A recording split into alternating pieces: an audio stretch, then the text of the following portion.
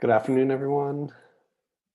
So next week, we're going to have our presentations for the final project.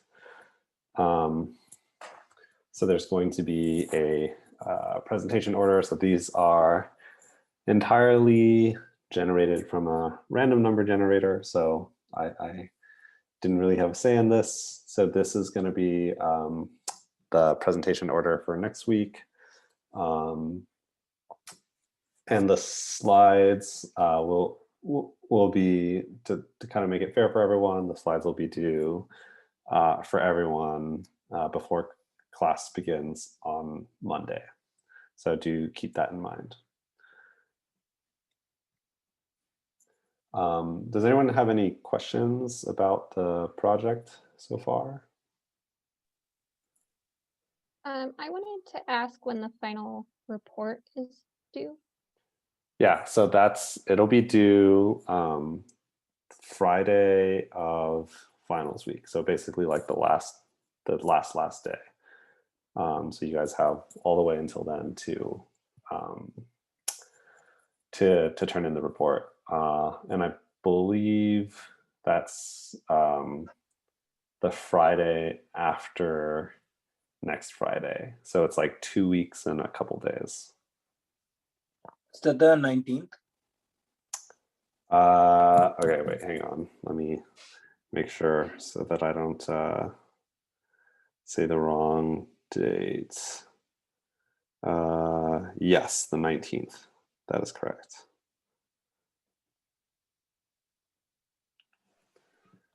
Are we able to include things in our final report if we don't quite get them finished in time for the presentation? Yes, yeah, and in fact, the presentation, I'll be providing some feedback, and so usually it's a good idea to incorporate some of the feedback into the project.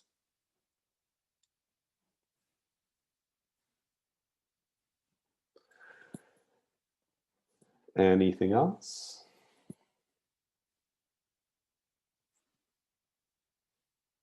Okay. So we'll be continuing on talking about a couple other policies. Again, sort of continuing discussion about some of these progressive transportation, energy, technology policies, and some of the science and modeling that goes into them.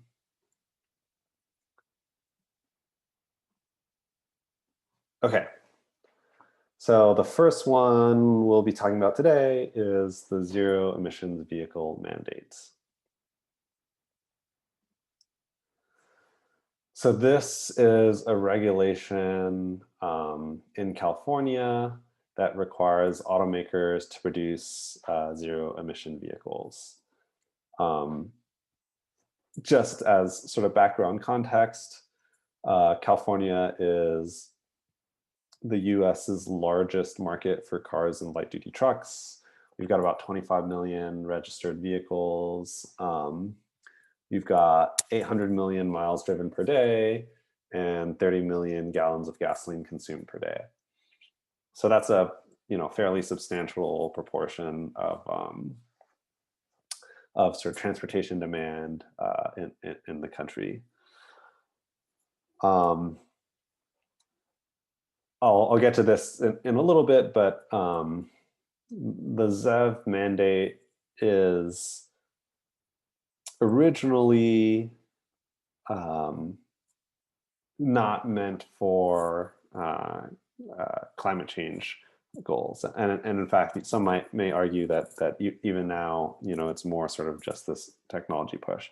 But the impetus behind the zero emissions vehicle regulation really was thinking about local pollutants and air quality when it was first brought about. And so we think about the last decade for electric vehicles, right? And how sort of quickly it's grown, and a lot of that growth, particularly in California, but in other parts of the country, has been largely attributed to this regulation. But in fact, the ZEV mandate has been around since 1990, when it was sort of first instantiated. And there haven't been sort of many electric vehicles. So just kind of as a brief historical context, back then, when the ZEV rules were passed, they were kind of future looking, where they said, okay, in 5 or 6 years from now, we want automakers to have X number of electric vehicles. And every time they got sort of closer and closer to the date where automakers would start getting regulated, they would kind of punt the ball down the road, because all these automakers would come and say, hey, we can't actually do it. The technology's not there. The customers aren't there. And so this sort of continued to happen throughout the 90s and the early 2000s. And then sort of at the end of the 2000s, there was, as we discussed before, this sort of big movements to have this new fuel efficiency standards at the national level, and that sort of partly influenced this. But also, one thing that folks will point to is the arrival of Tesla, which kind of showed that, hey, the commercial market is ready for this, and the technology is there. And so starting in the late 2000s and the early 2010s, the ZEV mandate really kind of took off and had a lot more teeth. And because of that, I think we can see a lot of automakers ending up having to meet these requirements. Okay. So how does the regulation work? There is a percentage requirement that is based on average annual sales. So say that I am an automaker and I sell 100 vehicles, and then the ZEV requirement is 10% of your sales, then you'd need to generate a total of 10 credits in order to comply. So one of the most common mistakes people make when they talk about this regulation is that the percentage requirement doesn't mean that you have to have X percent of vehicles, it's X percent of credits. So, if it's at 10% and you sell 100 cars, you need to make 10 credits, which is not the same as saying you have to make 10 electric vehicles, because some EVs, as we'll see, can produce less than a credit or more than a credit. It depends on specific attributes of the vehicle. And the way that a company creates a credit is through the sale or production of a clean vehicle technology. And then there are specific spending rules based on the type of vehicle that earned that credit. And so I remember when I was doing a lot of research on this back in the early 2010s, it was a lot more complicated than it was now. They used to have all these different categories of vehicles, like partial zero emission vehicles and transitional partial zero emission vehicles, and alternative technology zero emission vehicles. So there are all these different categories that kind of referred to like super efficient hybrids, plug-in hybrids, and then they had your fuel cell and your full battery electric. And then each of those categories had specific buckets for like how much of your total credits can you are you allowed to spend in each category? And all of that was kind of to make the automakers' lives a little bit easier and give them some kind of buffer period to transition as you move to electric, full electric vehicles. So all of that is sort of fairly complicated, and we won't get too much into that. But just know that there are like limits to how much credits I can claim if I'm just selling plug-in hybrid electric vehicles, or sort of full battery electric vehicles. Okay, so who does the regulation apply to? So if you are an automaker that sells vehicles in California, it's based on the quantity of vehicles they sell. And this, I'm showing a particular set of numbers. This has changed over time, but I believe this is kind of the current instantiation. So you're a small volume manufacturer, intermediate and large, less than 4,500, between 4,500 and 20,000, and then more than 20,000 per year. And the rules differ slightly for different volumes, but for the most part, they're going to be fairly similar.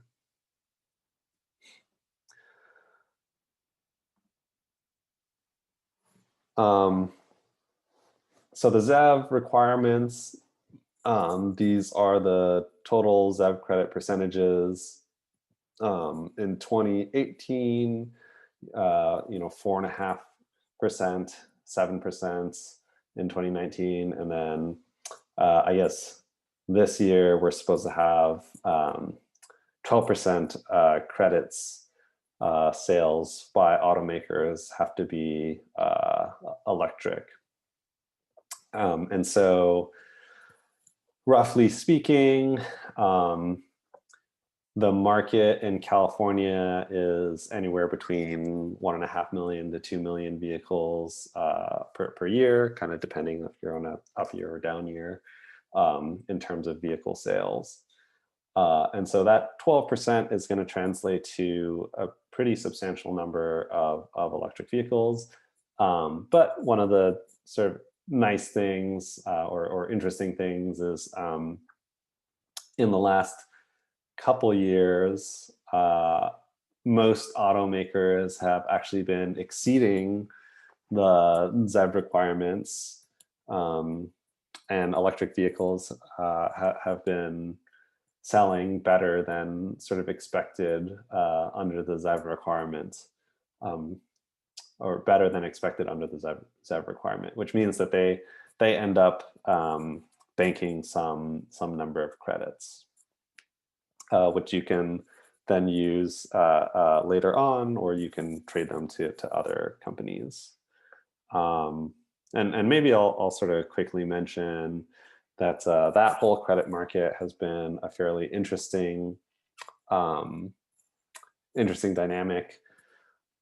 There's a former student who kind of still hangs around here, Handro, who actually worked on a paper looking at the credit market for Zavs, and that study was trying to get at what is the worth of one particular credit. And you can do this by going into the California Air Resources Board website, and they have all this detailed breakdown of who is buying credits and who is selling them. They don't tell you from who to who, but it's pretty easy to figure out. And one of the things that we were able to do in the past was look at Tesla's quarterly reports, where they actually broke out the amount of money that they were making by trading credits, and we could figure out the sort of per credit value based off of that. You can't do that anymore because they've sort of bundled that number into a whole bunch of other revenue in their quarterly reports. But at the time, they were making a couple $1,000s off every credit, which is really significant, right? That means that that for every vehicle being sold, you could potentially be making thousands and thousands of dollars in credits on the market for these things. And Tesla in particular, we actually know that based off of those revenues, they were able to sort of stay in the green thanks to the ZEV credits.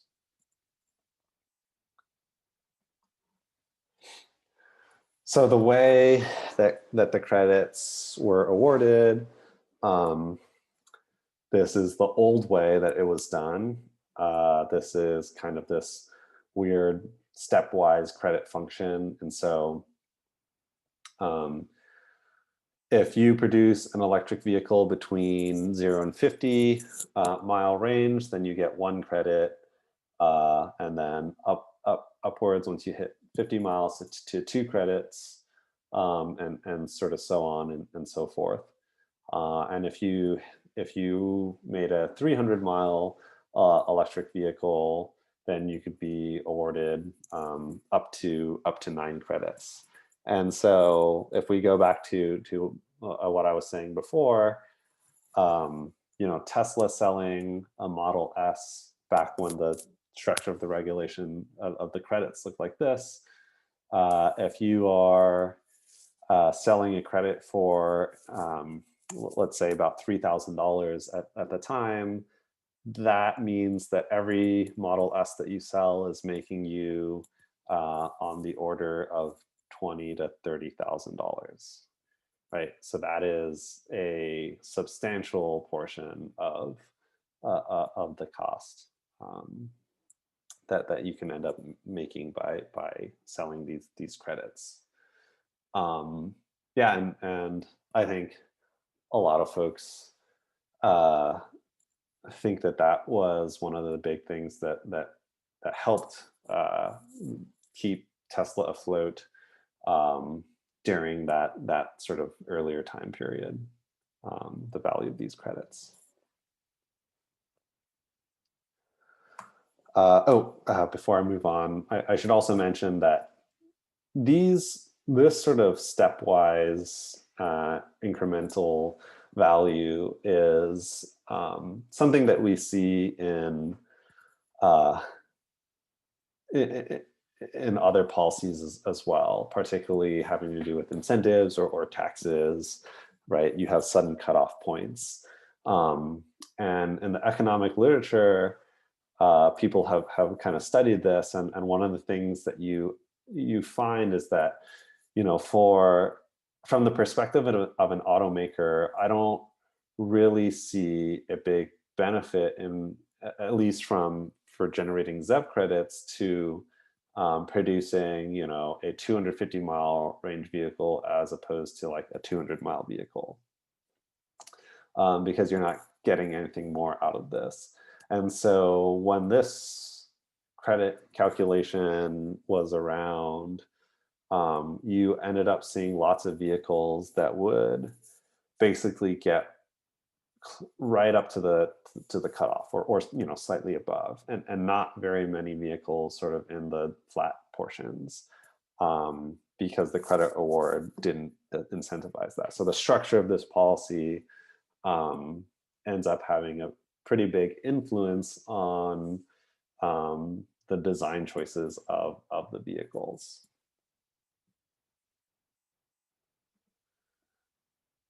Nowadays, it is a lot more simple. We now have this sort of straight line, so that the figuring out the credits is I think a lot more straightforward, and you now have an incentive to sort of fill in those gaps. And since this change, there has been a much sort of broader diversity in ranges from battery electric vehicles. So the transitional zero emission vehicles are just plug-in hybrids, essentially. And there are some categories of plug-in hybrids. We won't get into those details. Yeah, and so here you can see the maximum credits that you get from a vehicle is 4, and not. I don't think there are very many vehicles that actually are able to get the full amount, because you're talking about over a sort of 350-mile range. But you do have quite a few vehicles at the high range going 250 to 300. So there are lots of vehicles getting awarded between 3 to 4 credits. And so if I actually go back to this slide really quickly, so this 12%, so out of the sort of, let's say, 2 million vehicles, that doesn't mean that we're going to be selling, 240,000. It'll be divided by sort of the average credit award for electric vehicles in California. Actually, thanks to the Model 3, which is far and away the most popular electric vehicle, it ends up being close to 3. So or it actually ends up being above 3 credits per vehicle. And so in this context, you're going to say maybe a third of that. So instead of 240,000 vehicles, the requirement is probably going to be anywhere between, say, 80,000 to 120,000 vehicles in 2021, which I think is definitely more than achievable. Sort of beyond the Zav requirements, there has also been some executive orders about how many electric vehicles we expect there to be on the road in the future. And so the former governor had an executive order saying 1.5 million electric vehicles on the road in California by 2025, which I think a lot of folks in this doing work in this area think we can hit. And then 5 million vehicles by 2030, which I think a lot of folks in this area think will be a lot harder to hit. But yeah, we'll see. Time will tell. There aren't any regulatory requirements for ZEV past 2025, but almost certainly there's going to be an update of the ZEV rules coming up pretty soon. Yeah, and so if anyone's interested in that, I would definitely keep your ears close to the ground. It's going to go through the regulatory rulemaking process that we've discussed in previous classes, and I'm certain there will be opportunity for folks who are interested in this area to help contribute.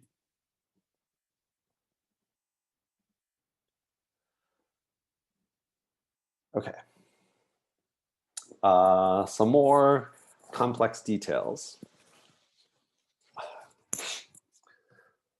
So section 177, ZEV states,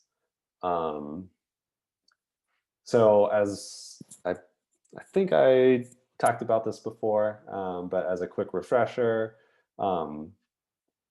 California had its own Clean Air Act before the federal one was passed, and since California's was more stringent, the section 177 of the Clean Air Act allowed other states to join in with California's rulemaking.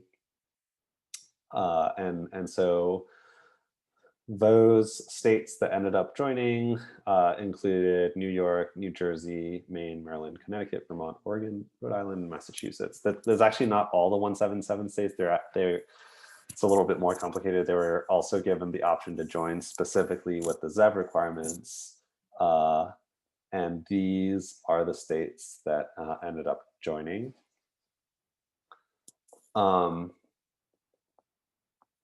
Prior to 2018, there was something known as travel provisions.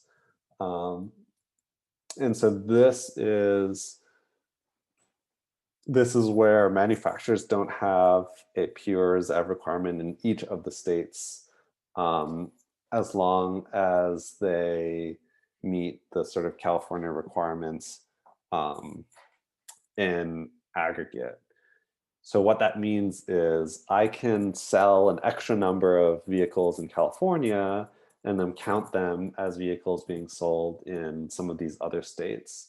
And the argument is that, hey, if there isn't a lot of infrastructure available and there isn't a lot of demand in other states, then it's going to be way harder to sell the EVs in other states. So we want to be able to count the ones being sold in California. And so ARB agreed to this for a while, and basically allowed automakers to claim credits and move them from state to state. And hence you have this thing called the travel provisions. And those ended up expiring in 2018. They tried to get them to continue, but they ended up expiring. And as a result, we see sales of electric vehicles in all these other states sort of increasing pretty rapidly following the expiration of these travel provisions.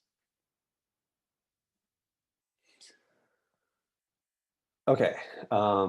Yeah, and so these again are the states, California and 13 other states. One of the interesting things is that sort of in the recent years, a lot of states that weren't in the original 177 states have kind of joined in. And so I believe it was last year or 2 years ago that Colorado joined in on that, on California's ZEV rulemaking, and then Washington also passed a bill to join. They weren't originally in the group of 177 states. Yeah, and that I remember that was a pretty contentious bill. It ended up failing to pass once, but then later on was passed. And so, yeah, there's a whole sort of conglomeration of states that are involved with this. And so, you know, it's not the whole country,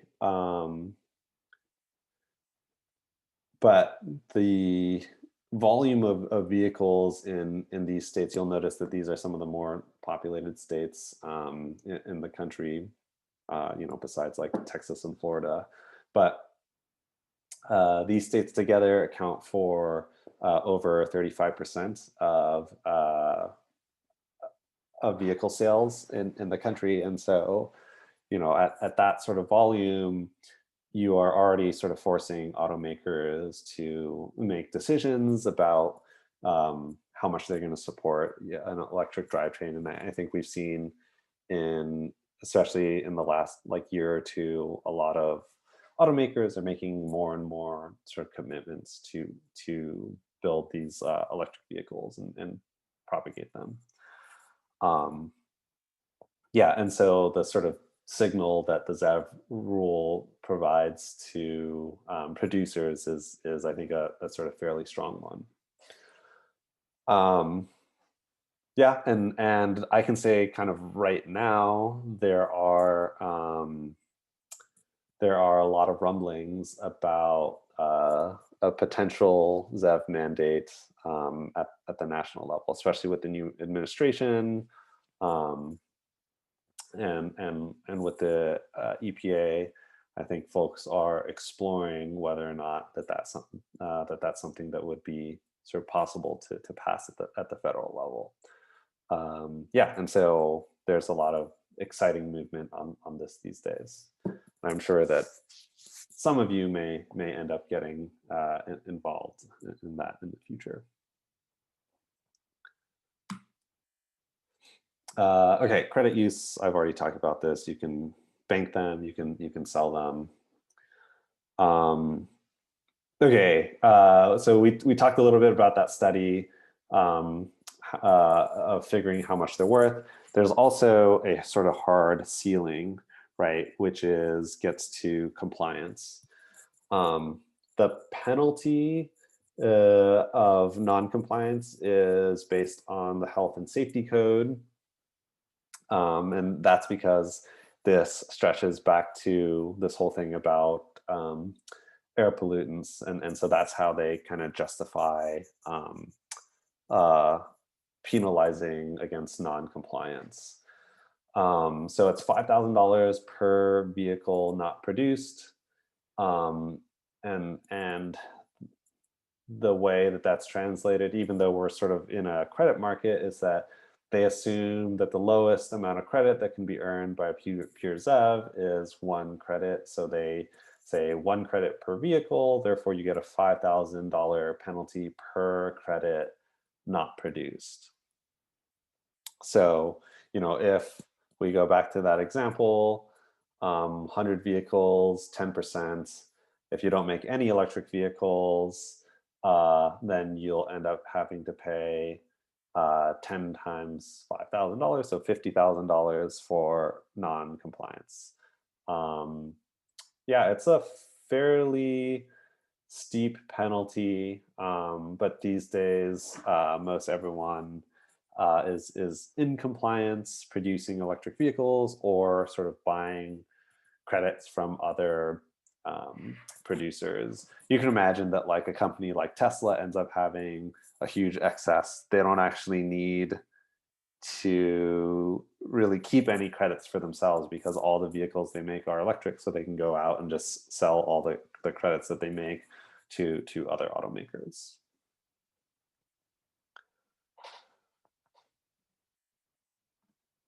Okay. Yeah, and so one of the sort of fundamental questions for a long period of time was whether or not the ZEV rule was really necessary, and if it really sort of led to any changes by the automakers, or was it sort of bound to happen inevitably? And so there was this nice study that looked at this, and the way that they did this was to look at essentially patent applications for different types of drivetrains, and thinking about as the ZEV rule, different variations of the ZEV rule were passed, specifically in the year 2000 and the year 2006, what ended up happening. And so here you can see in this study, they looked at General Motors having a whole bunch of, so this is hydrogen fuel cell vehicle patents sort of really taking off in the 2000s when it was clear that the Zav requirements were not going to sort of be punted down the road any longer. And then in sort of the more recent one for electric vehicles, especially as it became evident that EVs were kind of the way to go for compliance. And sort of interestingly enough, there's kind of a sort of big drop off in hybrids, sort of at the same time that electric vehicle ones were sort of increasing.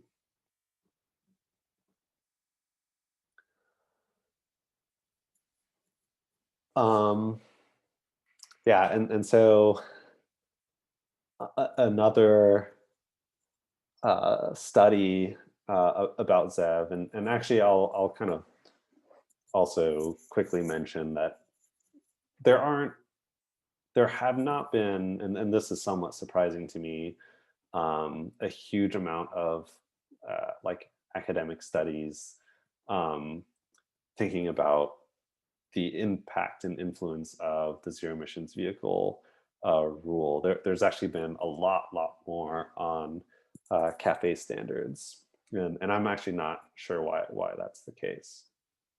But this particular study was pretty interesting. It's more of a qualitative analysis of how automakers were responding to the rule at sort of different points in time. And I think the kind of story that this tells is that over time, automakers ended up, I don't know if this is the right phrasing, but kind of resigning themselves to compliance. And so what that means is that originally when the rule was getting stricter and stricter, a lot of automakers would give pushback about how, they essentially don't want the rule, and that it would be a really bad idea, that there isn't enough like competition, or it would hurt the market, it would be really costly to consumers, and so on and so forth.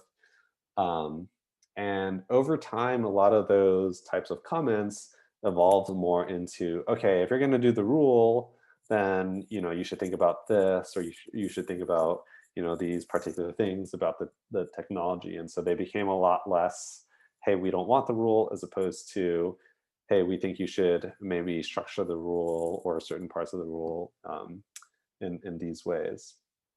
And that has been sort of really helpful for the regulatory agencies, because now the automakers are coming forward in a much more sort of productive way to help make the rule as good as it can possibly be, as opposed to just saying that, hey, we shouldn't have it. And there's actually been similar work looking at this with the Obama era CAFE standards, and it's a very similar type of story. Yeah, and so a lot of the strategies of automakers really sort of evolve over time to think about this.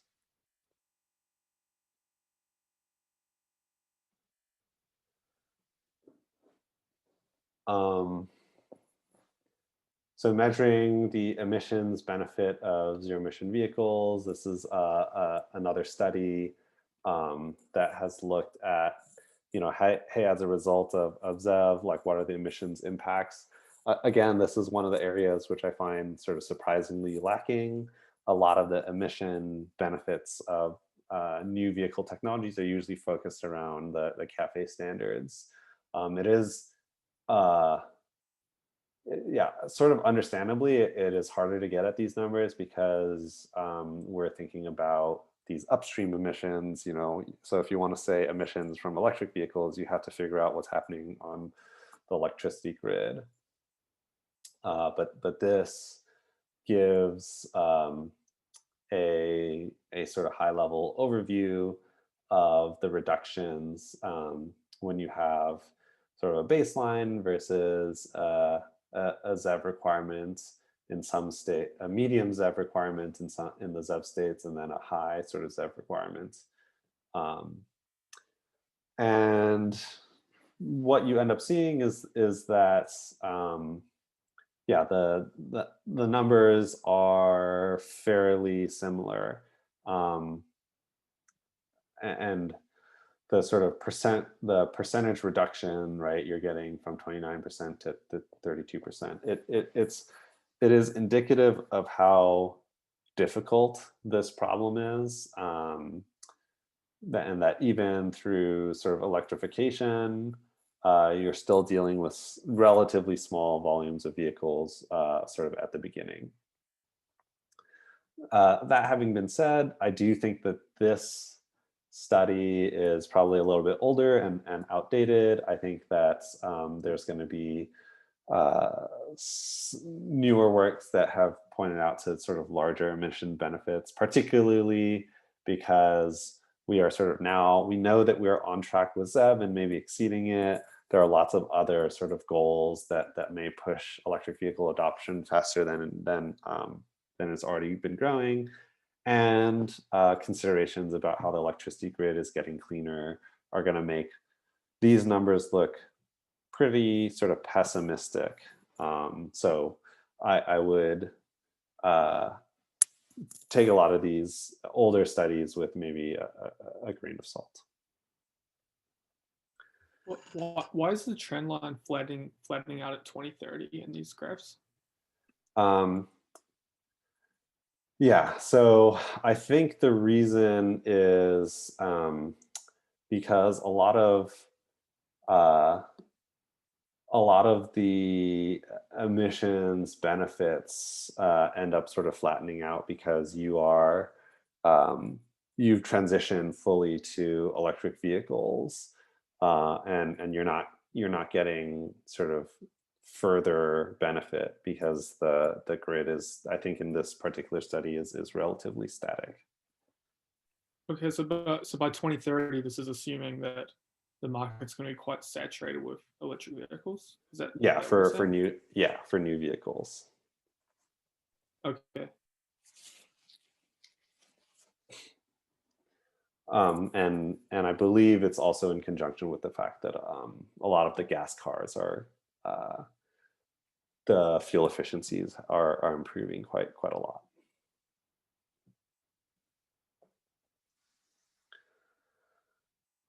Okay.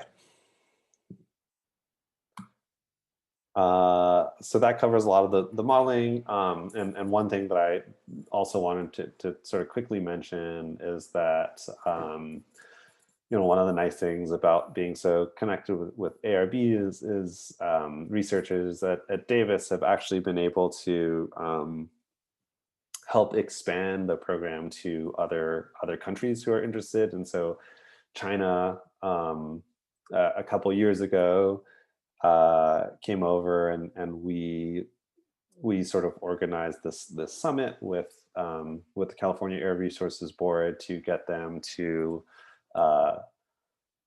or to show them how the design happened and how the regulation works, and they ended up passing this new energy vehicles program in China, which is modeled based off of California's Zav.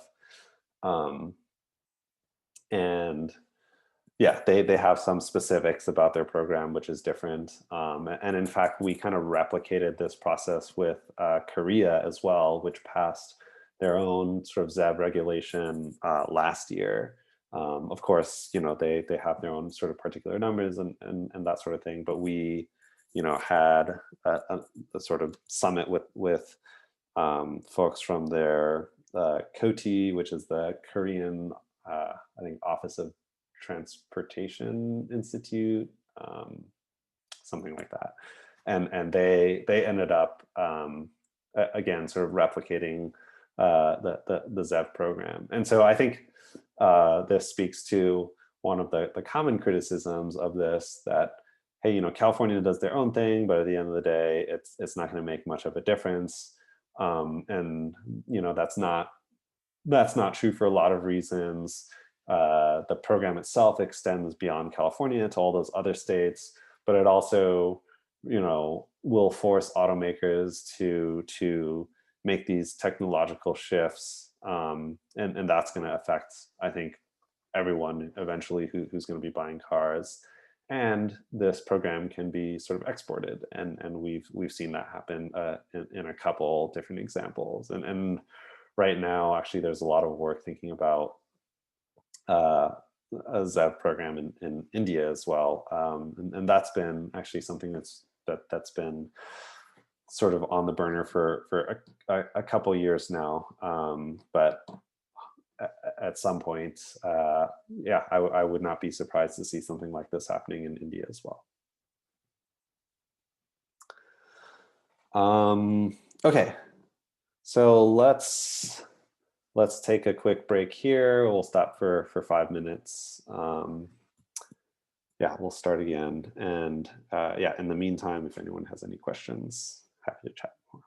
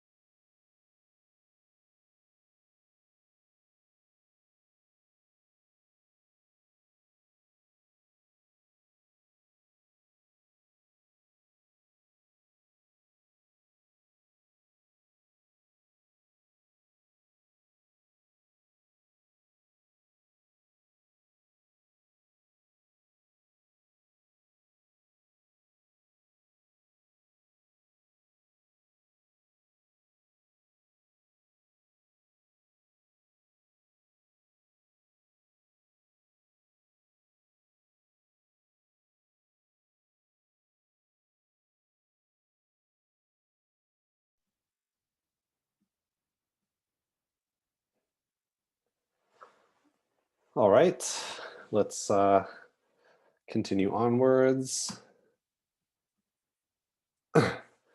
So we've been talking a lot about transportation policies, and so I thought it'd also be interesting to take a look at some policies that affect other sectors that are related and also interesting for some of us. So the next one I want to talk about is the Clean Power Plan, which is unfortunately now a sort of defunct policy, but we'll get into a little bit of that in a bit.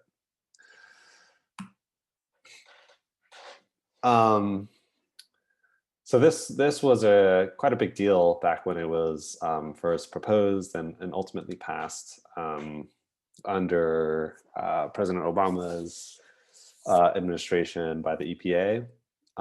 So this happened in June of 2014,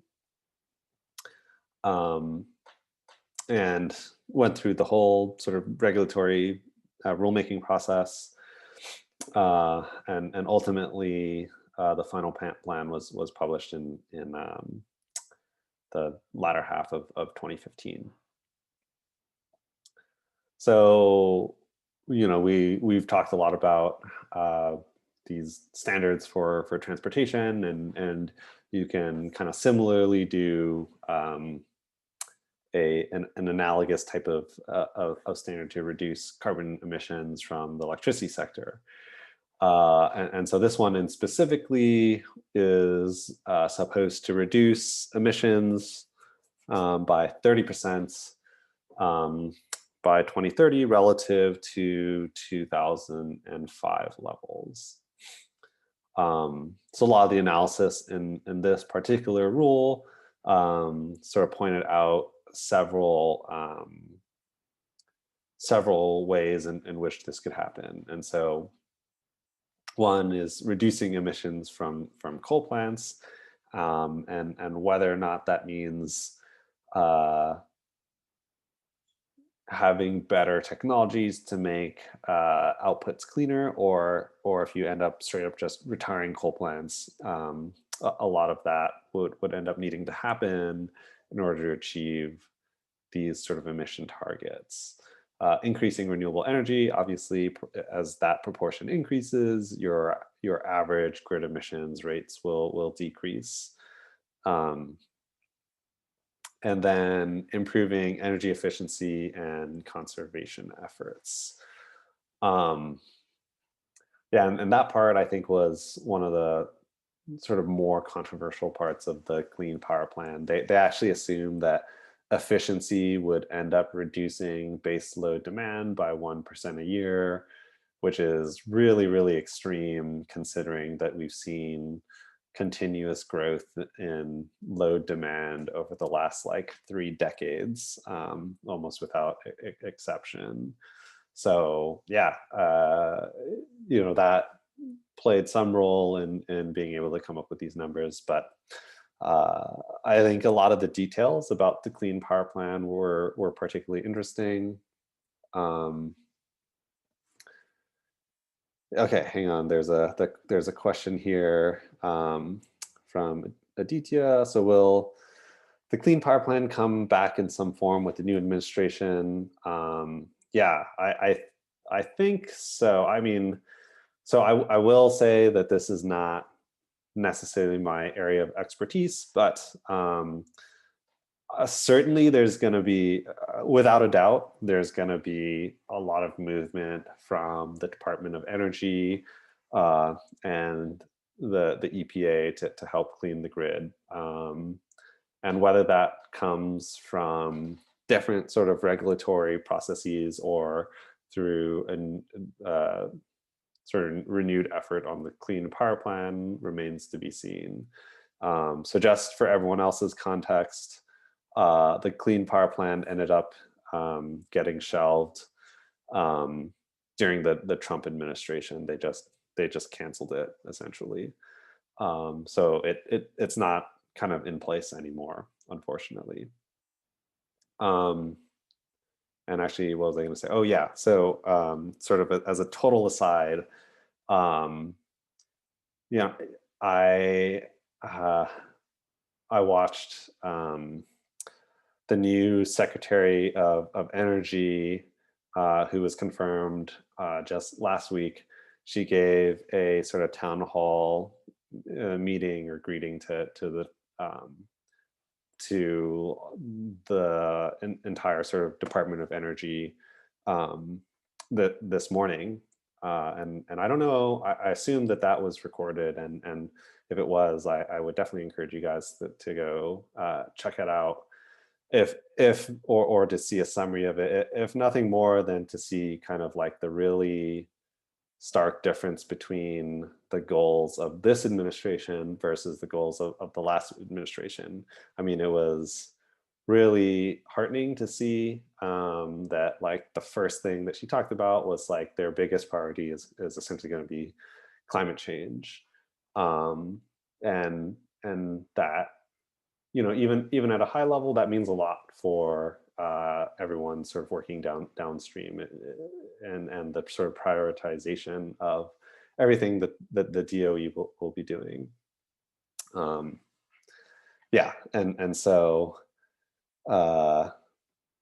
back to Aditya's question, definitely there's going to be renewed focus on climate change, and I don't know if that means that this particular plan will be coming back. I would not be surprised if it did, but we'll see.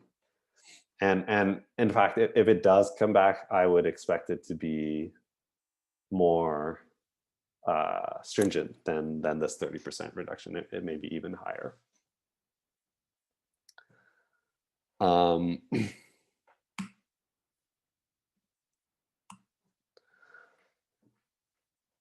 There's lots of sort of interesting work that was published in a really sort of short time frame, especially to think about what the effects of the policy would be. This is just, you know, one particular example that I'm giving. This particular paper is actually one of the more sort of cited and well-known ones, and actually was published by Jim Bushnell, one of the lead economists here at Davis, and they showed how generators would operate in response to the Clean Power Plan. And so if you look at this,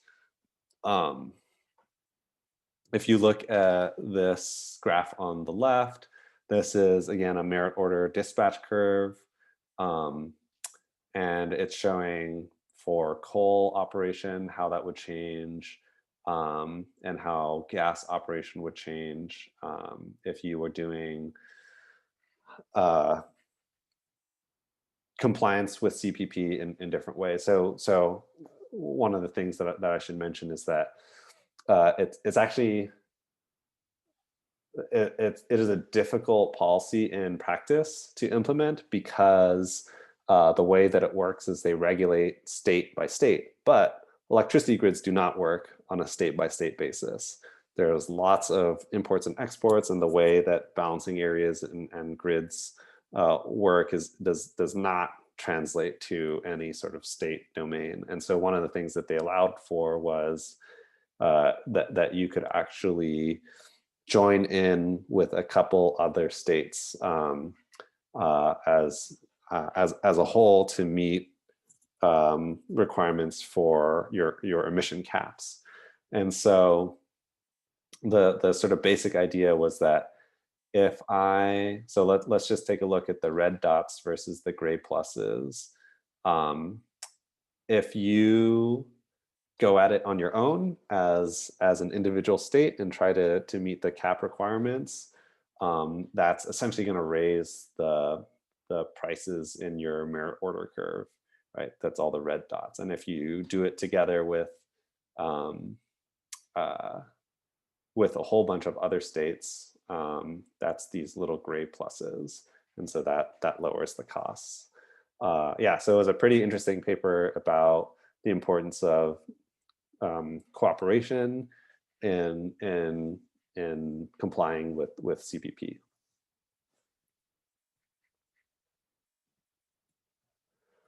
There were a whole bunch of different studies that have sort of looked at this and estimated what the CPP would end up doing for emission rates. And you had these sort of dotted line downwards. And again, one of the reasons why it's sort of going downwards, even in the absence of CPP, was because of their assumptions about how the baseload demand would decrease. I will say that that there are some researchers at the time when a lot of this was sort of a really hot topic who actually thought that CPP was unnecessary. And the reason for that was because of the shale revolution with natural gas, and that a lot of people were, or not a lot, some researchers were sort of pointing to the fact that, you know, in the absence of CPP, you're still going to realize most of these benefits because natural gas is sort of naturally in your sort of free market pushing coal out of the way anyways, because it's, from an economics perspective, the cost of coal to produce electricity is already, you know, higher than natural gas. So that's sort of one thing to keep in mind.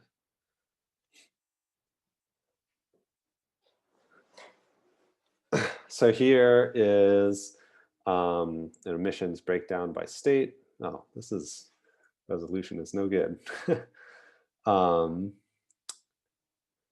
And so the caps are going to affect different states in different ways because of the baseline emissions that were sort of present in each of the states already. And as a result,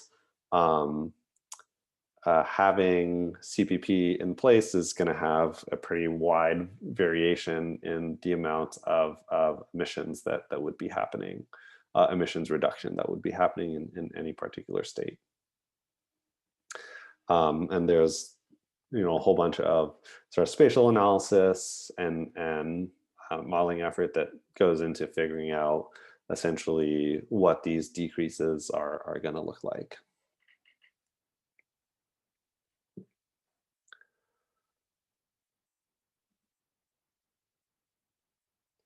Okay, so where are we today? So as I mentioned, CPP is no longer a thing. Scott Pruitt formally repealed CPP. This should be last year, not last month. So last year, a bunch of states, alongside environmental NGOs, filed a bunch of legal briefs, basically suing the administration or suing them because they got rid of these standards. And, you know, if it comes, so this is really similar in some senses to what's happening with CAFE and the safe rules that the Trump administration ended up passing. If the Clean Power Plan comes back in some form, then you can imagine that this particular lawsuit will probably just end up going away.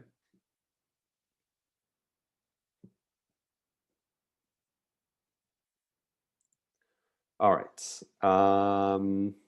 Any other questions about CPP, Clean Power Plan?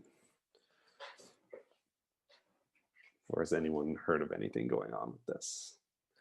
Again, not my direct area of expertise, so.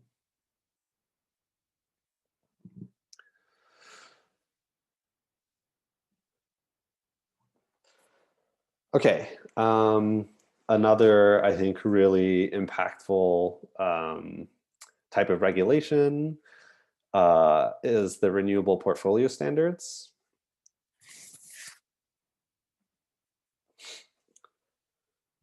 So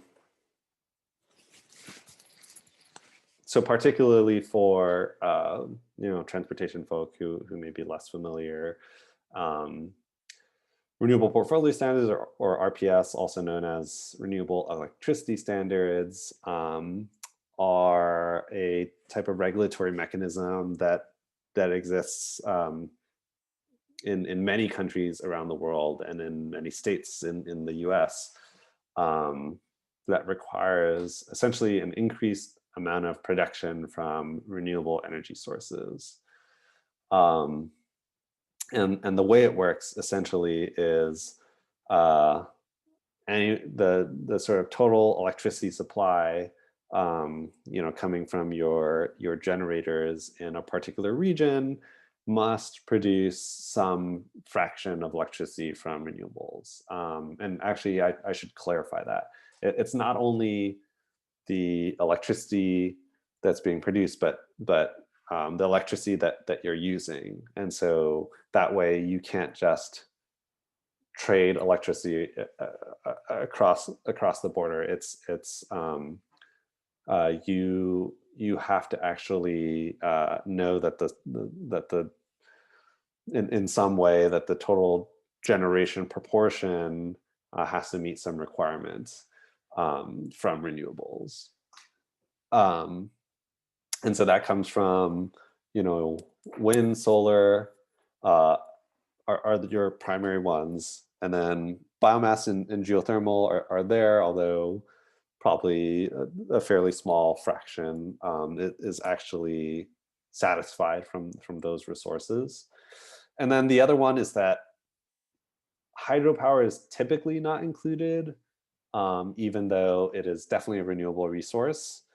And kind of the reason for that is that hydropower and sort of pumps are hydro pumps are a resource that have been sort of fairly saturated already, and so it doesn't, including that would not really improve or allow for expansion of these other resources, since oftentimes those percentages are already pretty high.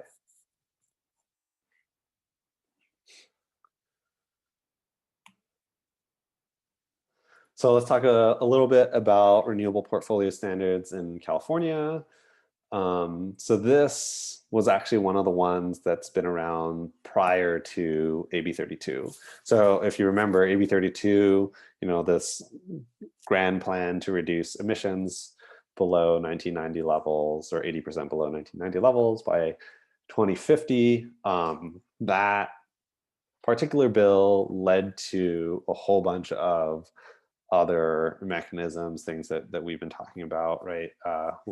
So with LCFS, with the sort of more strict version of ZAV.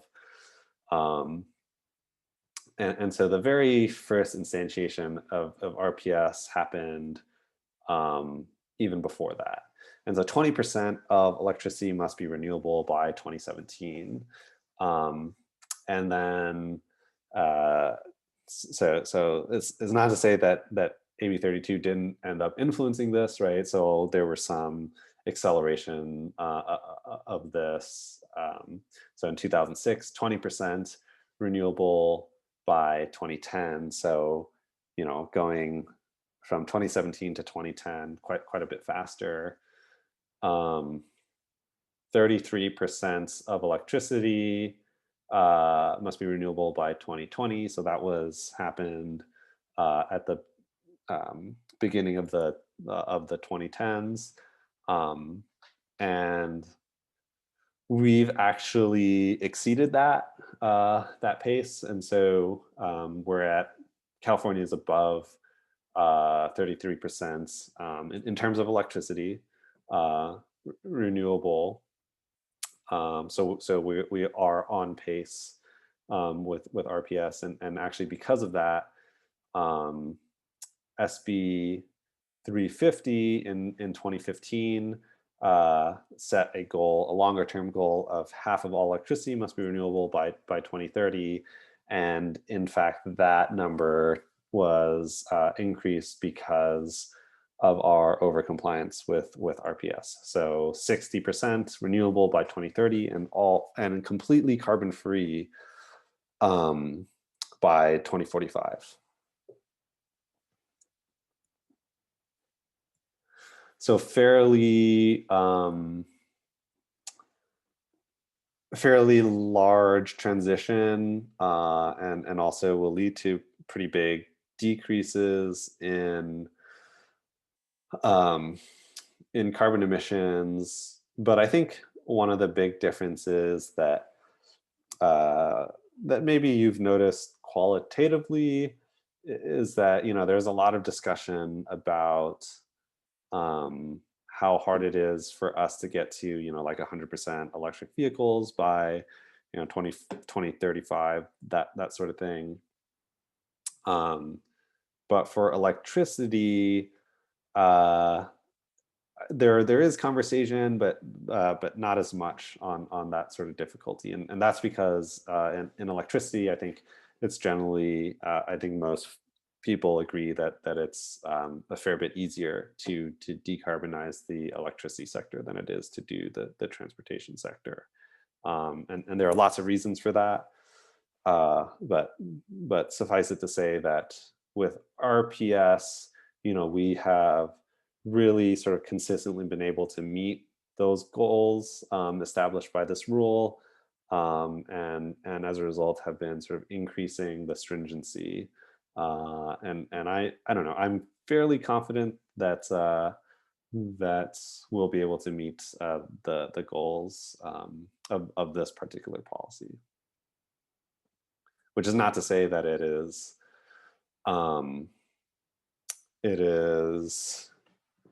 going to be totally easy, and in fact, one of the hardest things to deal with is the fact that the biggest resources of solar and wind are both have quite a bit of intermittency, and that can lead to operational difficulties on the grid. So this is the total renewable generation serving California up to 2018. And you can see in sort of this timeline, renewable portfolio standards, first starting in 2002, and then all of the ones that I was just discussing, 2006, 2011, 2015, all sort of leading to these increases in total renewable generation. Oh, just as a clarification, BTM solar, that stands for behind the meter. And so that's mostly distributed generation. So you can think of things like rooftop solar. That's what this stuff is. And so you can see that it's a fairly large proportion. It's a non-negligible proportion of the solar resource. It's about half of the utility scale solar that we see deployed today. And yeah, I think that this trend will continue to grow, especially as I mean, there's a whole bunch of reasons for this, in particular with behind the meter. One, as it gets cheaper, it starts to look more economically sensible for homeowners to do this. And actually, there was a rule passed in 2018, or no, in 2019, that basically requires all new home builds to have solar in California. That was a rule that was passed by the PUC, I believe, 2 years ago.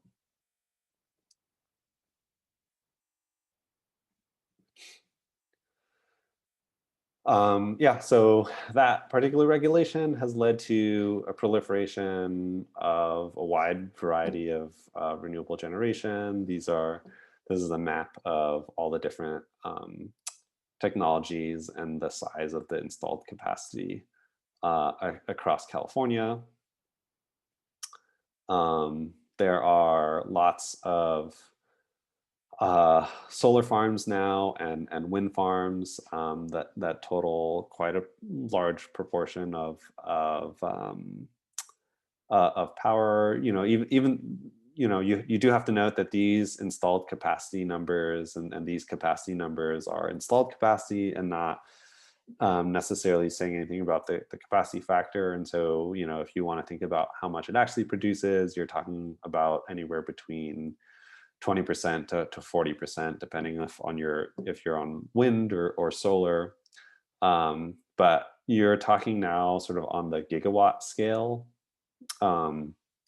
which, as a reminder for California, you know, the peak power in California across the whole year is maybe around 50 gigawatts. But most of the time, the peak is going to be around 20 to 30 gigawatts. So proportionally, you can think about what that means with numbers this large.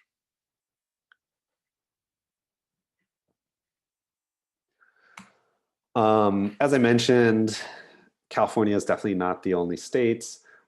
This is actually a fairly popular policy across many states in the country. There are combinations of required standards versus portfolio goals. And so you can see what a lot of those numbers are sort of at a state by state level. And some of them provide them by a percentage of generation, while others provide them by total quantity of capacity.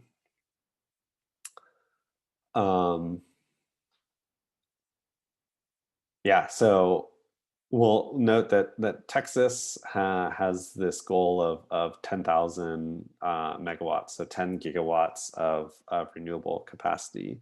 And that's actually something they had originally set to achieve by 2025, but achieved that a couple years ago, actually. And so well ahead of pace. And, you know, I think you may have been hearing in the news about ERCOT and their separate grid and how they're not regulated by FERC, and all the sort of negative things that have been happening on their electricity grid in the past couple of weeks. But there are actually positives to that as well. Being sort of separate from FERC authority has allowed them to have the level, a high level of renewables that they have today, and there are probably some rules that may have prevented them from getting to that sort of level of renewable penetration had they actually been part of the national grid. So, you know, there are some positives to having an independent system like that.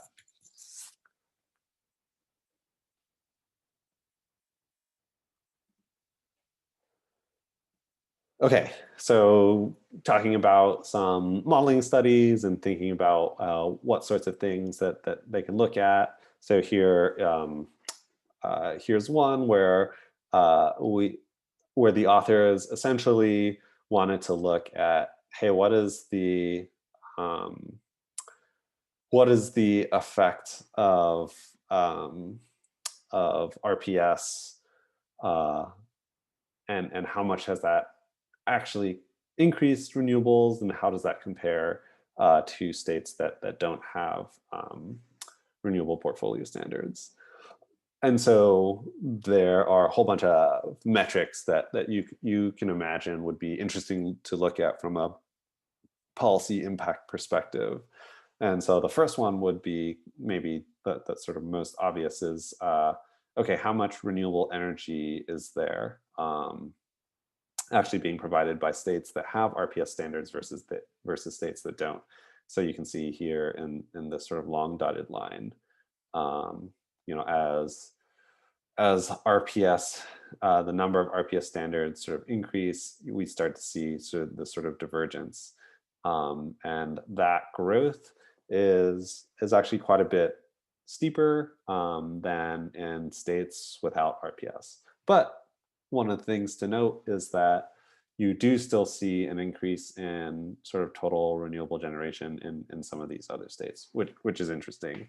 It means that, you know, even in the absence of this type of policy, grids can maybe naturally start to move towards more renewable resources. Electricity prices, and this is probably one of the sort of common points that folks will look at to think about, you know, what are some of the cost impacts of incorporating RPS. So if renewables were naturally cheaper than their competition or other sort of power generating resources, then you should naturally see that sort of uptake as well as corresponding changes in electricity prices. And I would say it's probably a little bit less clear here, right? We do see higher on average or higher than average prices for people in RPS states. But that trend is also sort of increasing. Hard to say whether or not it's sort of diverging. But clearly there's something happening that may be happening in other states as well. We can see emissions per person, and there's a sort of decline here. And again, I think the story is less clear in this case, similar to electricity prices. And then the last one is thinking about electricity demand per person, whether or not you see any sort of rebound effects. And in this case, it actually looks like demand may actually be going up per person in the non-RPS states. And again, there are like other factors to consider here. It may be that states that tend to have, you know, more RPS standards tend to also have, you know, energy efficiency standards, and therefore have sort of a different slope and trend compared to the non-RPS states. Nevertheless, I think this is a nice sort of holistic, high-level view of a lot of the impacts that we kind of think are important when considering policies in the electricity sector.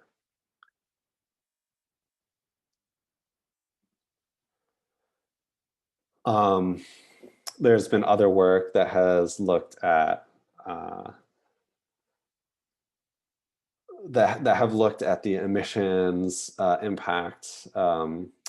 And so these are health and environmental benefits sort of quantified into sort of dollars by a whole bunch of different sort of models. And so you can have, you know, these total health benefits that are affecting a lot of these sort of different regions. And these are heavily correlated to, one, what type of electricity it's replacing, right? So if I replace a natural gas plant versus if I were to replace a coal plant, I'm going to get twice the benefits when I'm replacing a coal plant because the emissions are like twice as high as a natural gas plant.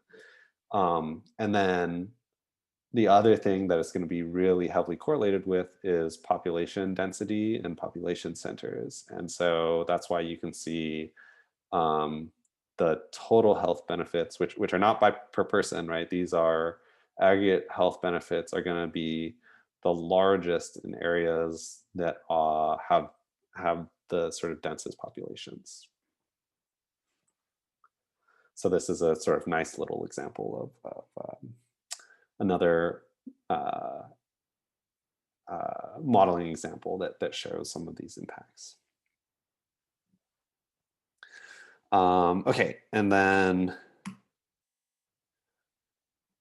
the United States and some of those states are, again, not the only countries that have these renewable portfolio standards. A lot of other countries have RPS, so we can see like Australia and Sweden, Poland. These are all countries that have a similar system with renewable portfolio standards. And then the other mechanism with which policy can promote the use of renewable resources is with something called feed-in tariffs, which are this sort of market-based mechanism for promoting renewable energy, where you essentially get these monetary incentives to produce energy from wind or solar. And some countries even do kind of a combination of both RPS and feed-in tariffs. Yeah, and so many countries around the world, in particular developed countries around the world, have these types of policies to promote a transition to renewable energy. When I talk about these policies in developed countries, there is, and this is definitely a somewhat sort of contentious subject, but a lot of folks will argue that in developing countries, it is more important to prioritize access rather than clean energy. And again, this can be somewhat of a controversial subject, but getting access, even if it's from a dirty source of energy, if you're like developing a coal plant in a third world country, that can be seen as a lot more beneficial than sort of waiting and to immediately start with like renewable resources. That having been said, there are some great groups and organizations that are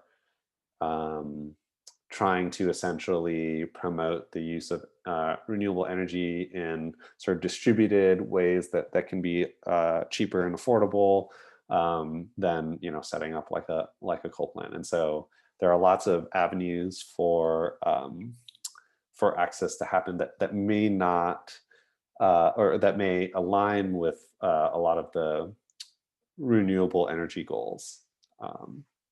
Yeah.